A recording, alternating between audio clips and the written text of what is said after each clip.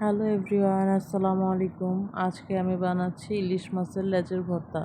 প্রথমে আমি ইলিশ মাছটা ভেজে নিয়েছি, তারপর এখন ঠান্ডা করে আস্তে আস্তে সব খুলে নিচ্ছি ও কাঁটাগুলো বেছে নিব।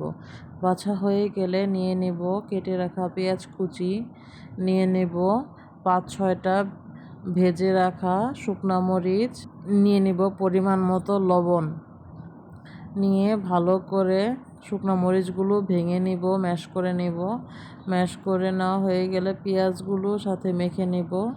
তারপর বেছে রাখা মাছগুলো পেঁয়াজ ও শুকনো মরিচের সাথে মিশিয়ে নিব।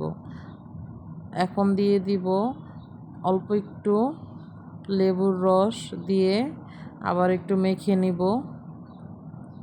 তারপর দিয়ে দিব পরিমাণ মতো সরিষার তেল, দিয়ে আরেকবার একটু মেখে নিব। এই তো হয়ে গেল আমাদের ইলিশ মাছের লেজের ভর্তা।